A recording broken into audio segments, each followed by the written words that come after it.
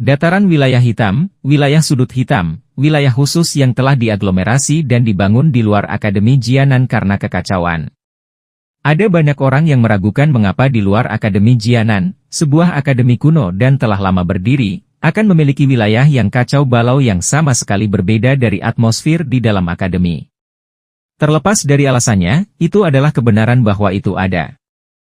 Meskipun banyak penindasan selama bertahun-tahun, wilayah sudut hitam masih berkembang secara eksponensial pada tingkat yang menyebabkan banyak orang tercengang. Properti khusus dari ketahanan ekstrim wilayah ini menyebabkan faksi-faksi lawan yang berniat menekan perluasan wilayah ini merasa tidak berdaya.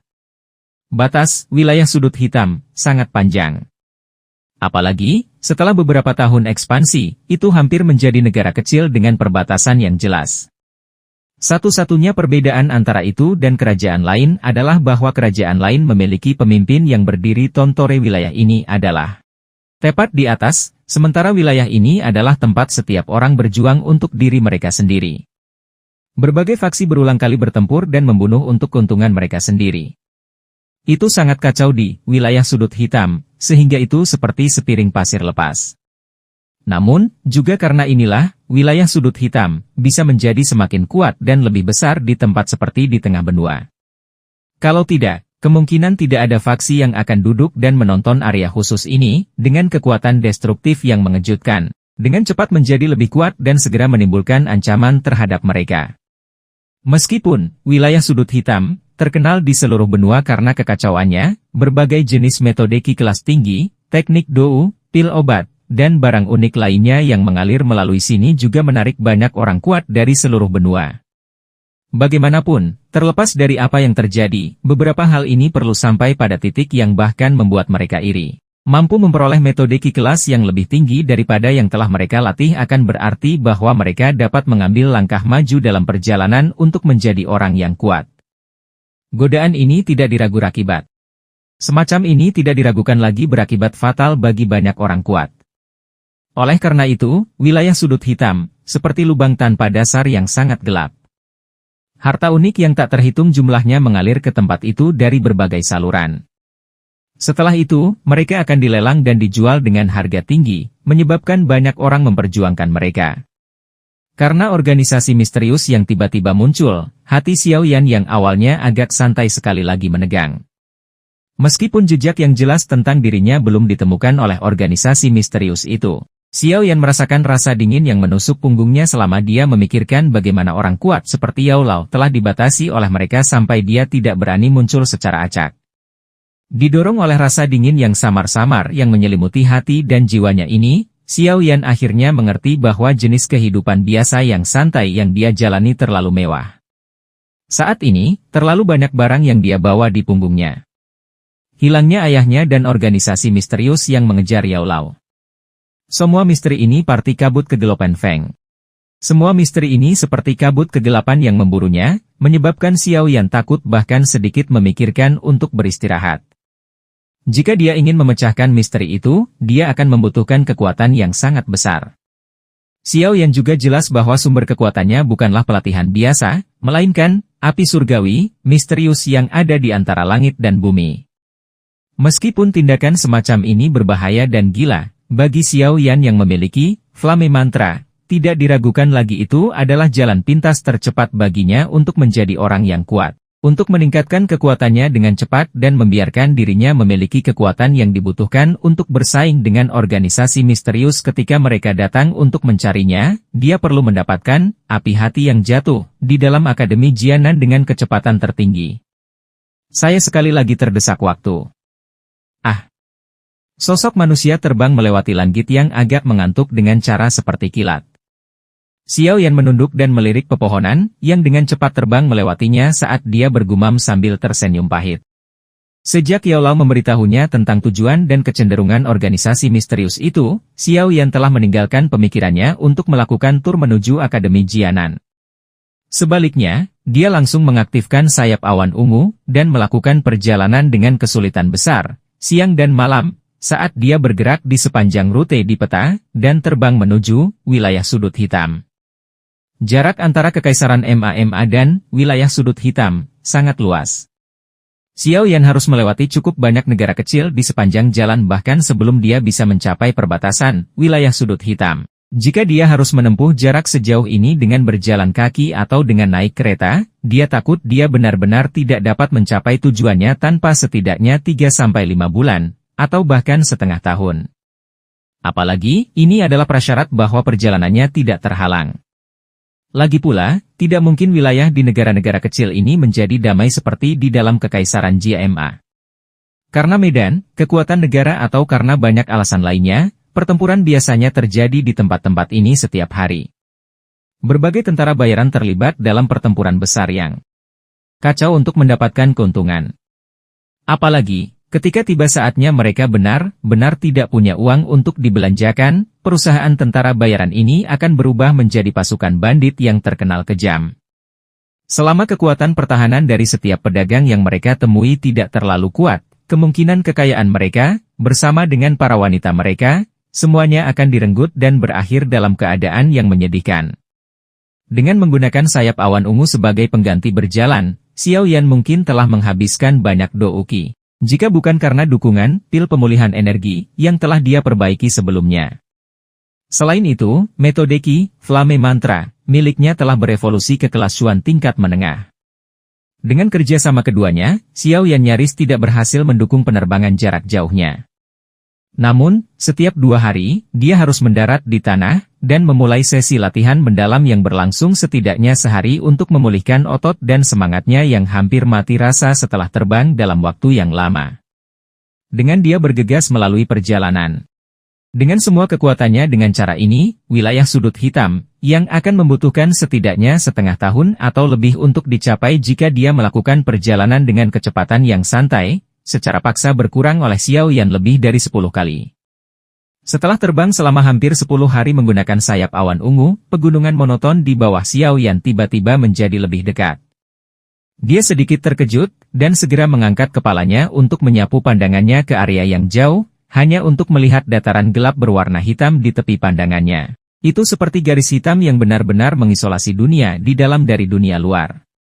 Ini adalah Great Plains di wilayah hitam. Xiao Yan memperhatikan garis hitam, yang secara bertahap menjadi lebih besar di matanya. Wajahnya, yang dipenuhi dengan kelelahan dan debu, tiba-tiba menjadi sangat waspada. Senyuman seperti dia telah meletakkan beban berat menyebar dari sudut mulutnya. Menurut indikasi peta, Great Plains of the Black Region, ini adalah pintu gerbang ke Black Corner Region. Selama seseorang melangkah ke sini, seseorang akan memasuki dunia kacau yang tidak selaras dengan dunia luar. Kami akhirnya tiba. Xiao Yan menggunakan kekuatan besar untuk menggosok matanya yang besar dan hitam. Tubuhnya perlahan turun. Meskipun wilayah sudut hitam hanya berjarak dekat di depannya, dia tidak memilih untuk segera memasukinya. Karena Yaolau berulang kali menekankan kepadanya tentang kekacauan di tempat ini, dia merasa tidak bijaksana jika dia memasuki tempat ini, di mana bahaya mengintai di setiap sudut dalam kondisi kelelahannya. Kamu harus sembuh dulu. Meskipun perjalanan ini sangat berat dalam 10 hari terakhir ini, Anda juga telah menerima banyak manfaat. Douki di tubuh Anda hanya menjadi lebih kuat di bawah kelelahan berulang semacam ini. Suara Yaolau terdengar dari hatinya saat ini. Ah! Xiao Yan mengangguk. Dia perlahan mendarat di hutan pegunungan dan dengan cepat mengintai. Ketika dia tidak menemukan keberadaan manusia atau binatang apapun, dia akhirnya santai dan mencari tempat rahasia. Dia duduk bersila, mengeluarkan pil pemulihan energi, dan memasukkannya ke dalam mulutnya. Segel itu dibentuk oleh tangannya dan dia menutup matanya. Saat Xiao Yan memasuki mode pelatihannya, riak energi samar mulai merembes keluar dari dalam tubuhnya. Sebuah kekuatan hisap, yang sebagian terlihat, dengan cepat menyedot semua energi di sekitar tubuhnya ke dalamnya.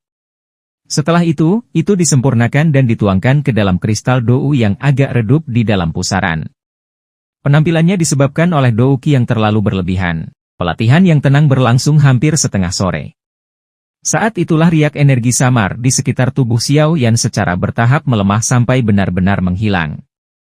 Bulu mata Xiao Yan yang tertutup rapat dengan lembut bergerak-gerak. Dia segera membuka matanya dan nyala api berwarna hijau melintas di mata gelap itu. Dia membuka mulutnya sedikit, dan seteguk udara keruh mengandung warna hitam saat dihembuskan. Udara hitam keruh perlahan-lahan menggulung ke atas. Setiap daun yang bersentuhan langsung berkarat hingga tidak ada yang tersisa.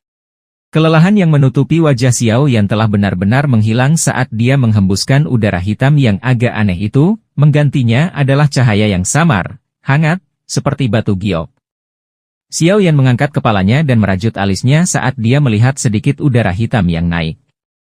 Matanya menyipit dan dia tiba-tiba menundukkan kepalanya untuk melihat jari tengahnya. Dia bisa melihat bahwa jari yang awalnya panjang dan pucat sebenarnya sekali lagi menjadi hitam seperti tinta, tampak sangat aneh. Apakah ini saring poison? Saya pikir itu menghilang dengan sendirinya. Ini sebenarnya telah bersembunyi selama ini. Melihat jari hitam itu, yang sudah lama tidak muncul, Xiao Yan tidak bisa menahan tawa getir. Jika hal ini diselesaikan dengan baik, itu mungkin serangan unikmu melawan musuh. Sebaliknya jika tidak diatasi dengan baik akan menimbulkan banyak masalah. Bagaimanapun, jenis racun ini telah mengalami mutasi dan telah mengembangkan kekebalan terhadap berbagai jenis penawar. Kekuatan penghancurnya juga cukup mengejutkan. Suara Yao Lao agak serius saat dia berbicara. Xiao Yan menganggukkan kepalanya tanpa daya. Dia menjentikkan jarinya. Warna hitam dengan cepat memucat, dan sesaat kemudian, itu benar-benar lenyap. Penampilan itu seolah-olah telah disembunyikan di suatu tempat rahasia yang tidak dapat dideteksi Xiao Yan. Jika bukan karena saya ingin mendapatkan air liur 7 ajaib roh hijau, untuk membantu semangat guru bangkit, saya juga tidak akan membantu orang tua itu. Janji yang dia buat seolah-olah dia telah kentut. Hehe, dia memang orang yang licik. Xiao Yan berdiri dan tiba-tiba mengeluarkan tawa dingin. Setelah dia membantu Nalanjie mengeluarkan racun sepenuhnya, orang tua itu memiliki penampilan yang sangat bersyukur, tetapi apa yang terjadi setelah itu? Dia melihat dengan matanya sendiri bahwa Xiao Yan dikejar oleh Mystic Cloud Sekte, yang ingin membunuhnya, namun Nalanjie tidak membuat langkah sedikit pun. Tidak perlu membicarakan orang tua yang mengecewakan itu. Guru, haruskah kita memasuki wilayah sudut hitam sekarang? Xiao Yan menggelengkan kepalanya. Dia berdiri di puncak gunung saat dia menatap dataran. Di puncak gunung saat dia menatap dataran berwarna hitam di kejauhan dan bertanya. Yao Lao menganggukkan kepalanya. Dia segera mengingatkan, cobalah untuk menggunakan sayap awan ungu, Anda sesedikit mungkin di dalam wilayah sudut hitam. Teknik dou terbang adalah barang yang sangat langka dan bisa direnggut dengan paksa oleh orang lain. Jika Anda bertemu dengan orang yang kuat, mereka mungkin menjadi serakah dan akhirnya membunuh Anda hanya untuk mencuri mereka.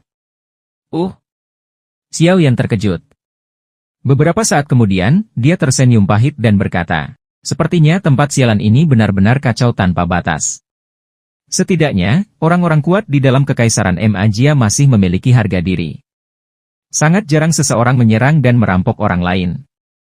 Namun, di tempat ini, hal seperti ini dianggap rutin dan ceroboh seperti makan di rumah. Jika bukan itu masalahnya, bagaimana bisa wilayah sudut hitam memiliki kualifikasi untuk disebut wilayah paling kacau di seluruh benua? Yao Lao tertawa terbahak-bahak, baiklah, anak kecil, ayo pergi. Meskipun bagian dalam tempat ini berbahaya dan semrawut, sejumlah hal baik akan membuat seseorang terpesona. Apakah Anda tidak berencana untuk membantu Hai Bodong mengumpulkan bahan obat yang dibutuhkan untuk memperbaiki pil ungu pemulihan spiritual? Anda pasti dapat menemukan semuanya di sini. Secara alami akan bagus jika memang begitu. Xiao Yan sedikit bersukacita setelah mendengar ini. Xiao Yan telah mengingat bantuan yang diberikan Hai Bodong padanya di Kekaisaran Jia Ma dengan menggunakan semua kekuatannya untuk membantunya melarikan diri 2 kali. Pil ungu pemulihan spiritual, yang Xiao Yan berutang pada Hai Bodong, menyebabkan simpul di hatinya. Saat ini bisa mendapatkan bahan obat menyebabkan dia menghela nafas lega. Setelah mengatur semuanya dengan benar, dengan penguasa Xuan berat yang sangat besar diikat ke punggungnya, Xiao Yan memutar lehernya dan menginjakkan kakinya di tanah. Saat ledakan energi dilepaskan dari bawah kakinya, tubuh Xiao Yan melesat ke depan seperti anak panah yang telah meninggalkan busur, berubah menjadi bayangan hitam yang melesat menuju padang rumput hitam gelap.